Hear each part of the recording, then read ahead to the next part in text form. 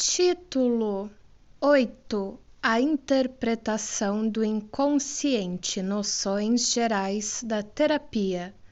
É um engano acreditar que o inconsciente é inofensivo e pode ser utilizado como objeto de jogos sociais. Não é em toda e qualquer circunstância que o inconsciente se mostra perigoso.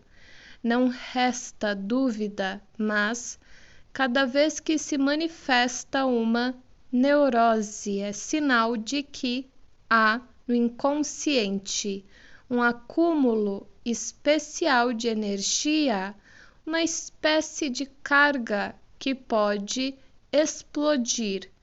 Aí todo cuidado é pouco. Para começar, não se sabe que tipo de reação provocamos quando iniciamos uma análise dos sonhos. Algo de invisível, de interior, pode ser acionado. Algo mais tarde provavelmente teria vindo à tona de uma forma ou de outra, mas que talvez também nunca se manifestaria. É como se na perfuração de um poço artesiano corrêssemos o risco de topar com um vulcão. Na presença de sintomas neuróticos, é preciso proceder com o máximo cuidado, mas os casos de neurose nem de longe são os mais perigosos. Existem pessoas aparentemente normais que não apresentam sintomas neuróticos específicos e que até se vangloriam de sua normalidade. Muitas vezes trata-se dos próprios médicos e educadores, exemplos de boa educação, que têm opiniões e hábitos de vida extremamente normais, mas cuja normalidade é uma compensação artificial de uma psicose latente, oculta. Os próprios interessados não desconfiam do seu estado.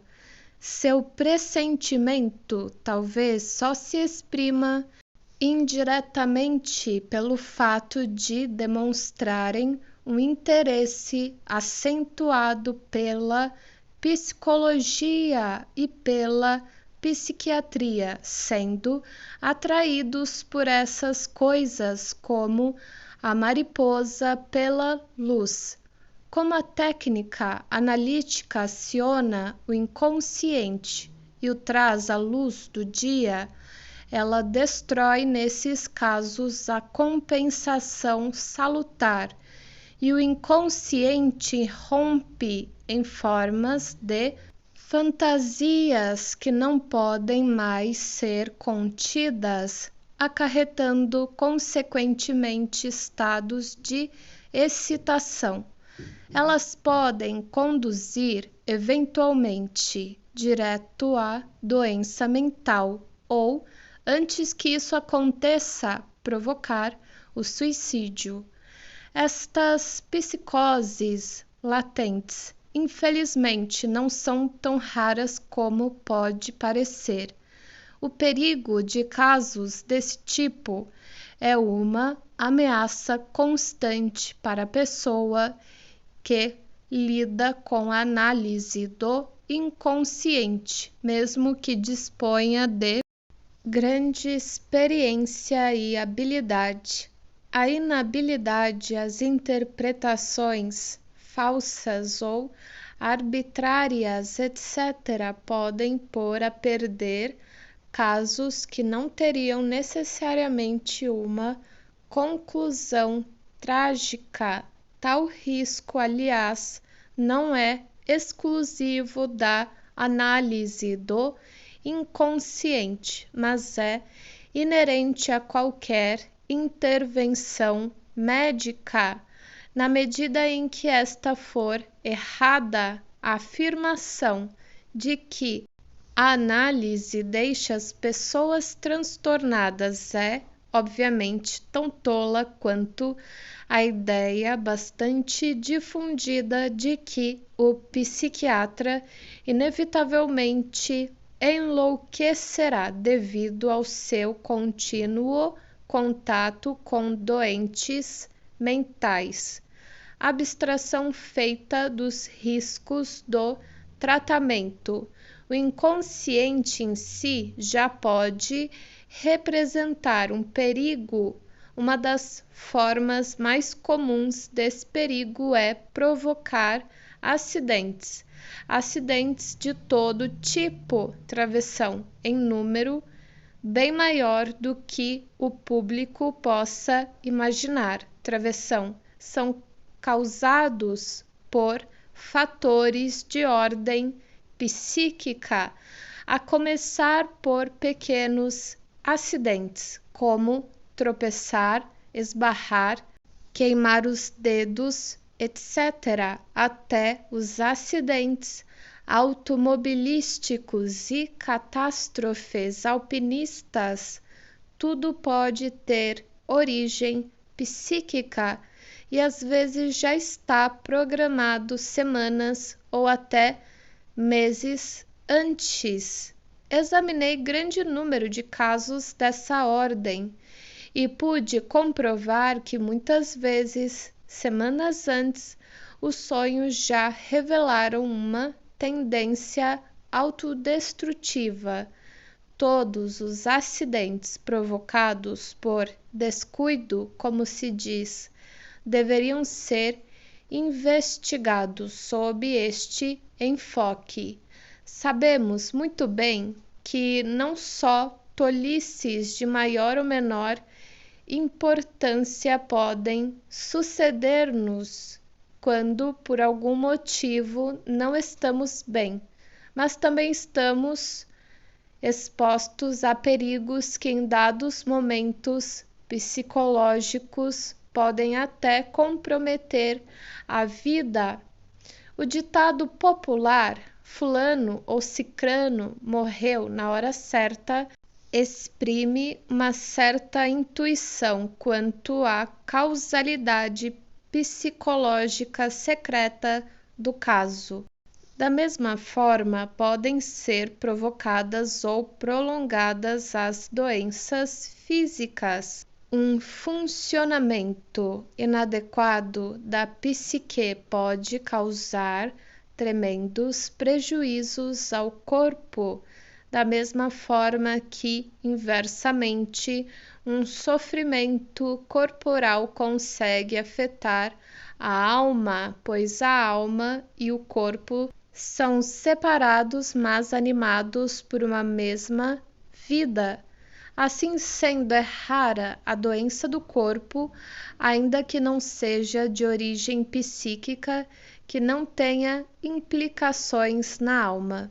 Mas não seria justo salientar unicamente o lado negativo do inconsciente.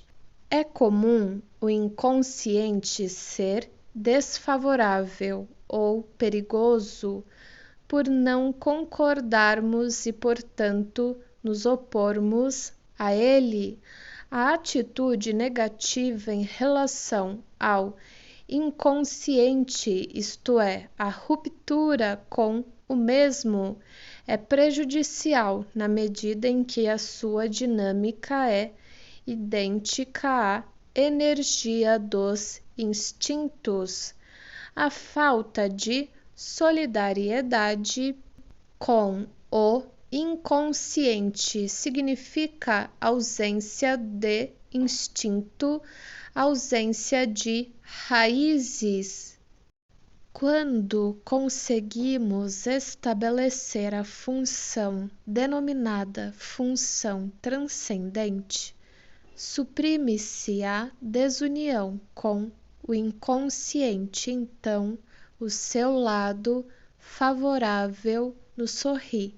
A partir desse momento, o inconsciente nos dá todo o apoio e estímulo que uma natureza bondosa pode dar ao homem em generosa abundância.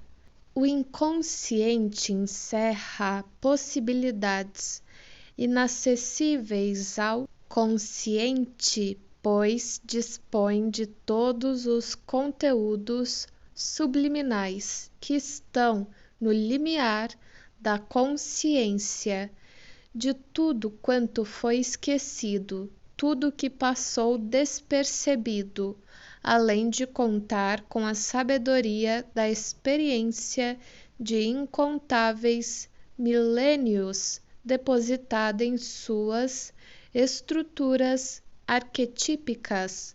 O inconsciente está em constante atividade e vai combinando seus conteúdos de forma a determinar o futuro, produz combinações subliminais, prospectivas, tanto quanto o nosso consciente, só que elas superam de longe em finura e alcance as combinações conscientes.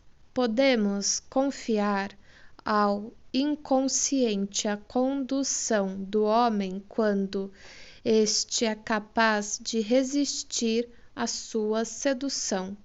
O tratamento prático orienta-se pelo resultado terapêutico alcançado. O resultado pode sobreviver em qualquer etapa do tratamento, independentemente da gravidade ou da duração do mal. E, inversamente, o tratamento de um caso grave pode estender-se por muito tempo, sem atingir graus mais elevados de desenvolvimento, ou sem que os mesmos precisem ser atingidos. Existem, abre aspas, relativamente muitas pessoas que, mesmo depois de receber alta na terapia, percorrem etapas mais avançadas de transformação por amor ao próprio desenvolvimento. Logo, não é verdade que é preciso ser um caso grave para percorrer todo o desenvolvimento. Em todo caso, só os predestinados, os que são chamados desde o berço, os que têm capacidade e impulso para uma diferenciação maior, é que atingem um grau mais elevado de consciência. Como é sabido, as pessoas divergem enormemente neste aspecto. São comparáveis às espécies animais, que se distinguem em espécies conservadoras e evolutivas. A natureza é aristocrática, mas não no sentido de reservar a possibilidade da diferenciação exclusivamente à espécie de alta categoria. O mesmo se dá com a possibilidade do desenvolvimento psíquico.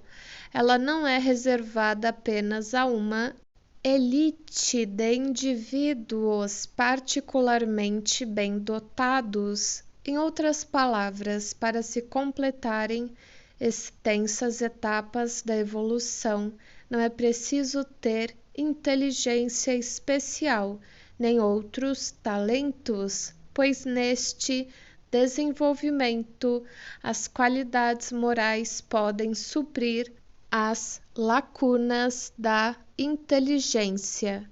O único que não se pode pensar é que o tratamento consista em inculcar fórmulas gerais e teses complicadas nas pessoas.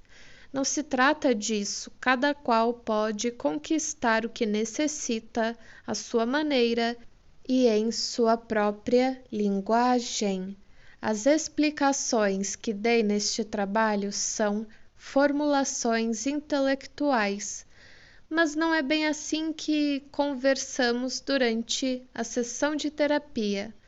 Os pequenos incidentes casuísticos que fui intercalando no texto já dão uma ideia mais aproximada do que seja o trabalho na praxis. Mas se o leitor, depois de todas as explanações dos capítulos precedentes, disser que ainda não conseguiu ter uma ideia clara sobre o que seja a teoria e a praxis da psicologia médica moderna, isso não seria de espantar. Eu atribuiria a culpa à precariedade dos meus recursos descritivos, insuficientes para englobar num quadro concreto e plástico todo aquele conjunto imenso de pensamentos e experiências que é o objeto da psicologia médica. A interpretação de um sonho colocada no papel pode parecer arbitrária, confusa e artificial, mas, na realidade, pode ser um drama de incomparável realismo. Viver um sonho e sua interpretação é algo bem diverso de uma morna infusão sobre o papel. No fundo, tudo é experiência nessa psicologia, mesmo a teoria, travessão, até em suas elaborações mais abstratas. Travessão resulta diretamente de uma experiência. Por exemplo, quando faço restrições à unilateralidade da teoria sexual de Freud, não quero dizer que ela se baseie numa especulação sem fundamento. Muito pelo contrário, ela também é um retrato fiel de fatos reais, observados na praxis forçosamente. Se estas observações deram ensejo ao desenvolvimento de teorias unilaterais, isso mostra apenas o enorme poder de persuasão objetiva e subjetiva dos fatos observados. É quase impossível exigir que o estudioso isolado se eleve acima das suas impressões pessoais mais profundas e de sua formulação abstrata, pois a aquisição dessas experiências, bem como a elaboração racional das mesmas, por si só já constituem tarefas para toda uma vida. Eu pessoalmente tive a grande vantagem em relação a Freud e Adler de que a minha formação não veio da psicologia das neuroses e suas unilateralidades, vim da psiquiatria, bem preparado por Nietzsche para a psicologia moderna. Pude observar a interpretação freudiana e a concepção adleriana. Fui colocado logo de início no meio do conflito e vi-me obrigado a levar em conta a relatividade de todas as opiniões já existentes, bem como a dos meus próprios pontos de vista, isto é, a considerá-los como expressões de um determinado tipo psicológico. Como vimos, o caso de Breuer foi decisivo para Freud. Assim também, uma experiência decisiva está na origem das minhas próprias interpretações. O caso de uma jovem sonâmbula que pude observar durante muito tempo enquanto estagiava numa clínica quando estudante, tornou-se o tema da minha tese de doutoramento.